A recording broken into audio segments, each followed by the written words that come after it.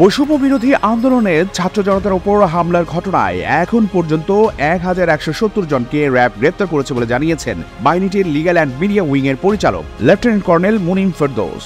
বুধবার কারওয়ান বাজার RAB media সেন্টারে আয়োজিত এক সংবাদ সম্মেলনে এই তথ্য জানান তিনি।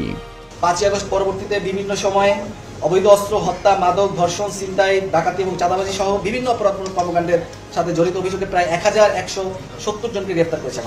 র্যাবের মুখপাত্র জানান আরো বেশ কয়েকজন নজরদারিতে আছেন। এছাড়া হামলার ঘটনায় 39 জন নির্দেশদাতা নেতাকেও গ্রেপ্তার করা হয়েছে। একই সঙ্গে যৌথ অভিযান চালিয়ে 219টি অস্ত্রসহ গোলাবারুদ উদ্ধার করা হয়েছে। 219টি অস্ত্র, 45টি ম্যাগাজিন এবং 10,738 রাউন্ড গোলাবারুদ এখন পর্যন্ত উদ্ধার করতে সক্ষম হয়েছে। এদিকে গত 28 সেপ্টেম্বর গুলশান 2 নম্বরের একটি মুদি দোকানের ভেতর থেকে দুজনের মরদেহ উদ্ধার করে গুলশান থানা পুলিশ। ইতিমধ্যেই এই ঘটনায় মূল সন্দেহভাজনকে গ্রেপ্তার করেছে র্যাব। তিনি প্রাথমিকভাবে স্বীকার করেছেন যে তিনি হত্যাকাণ্ডের সাথে জড়িত এবং হত্যাকাণ্ডের সাথে আরও যে দুজন ব্যক্তি জড়িত আছে তাদেরকে আমরা গ্রেফতার করার জন্য চেষ্টা চালিয়ে যাচ্ছি এবং আশা করি আমরা অচিরে তাদেরকে ধরতে পারবো। আসছে 9 অক্টোবর থেকে শুরু হচ্ছে হিন্দু সম্প্রদায়ের সবচেয়ে বড় উৎসব শারদীয় দুর্গাপুজো। সার্বজনীন এই আনন্দ উৎসবে ইতিমধ্যে সরকারের সর্বোচ্চ পর্যায় থেকে সার্বিক নিরাপত্তা নিশ্চিত করা হবে বলে জানানো হয়েছে।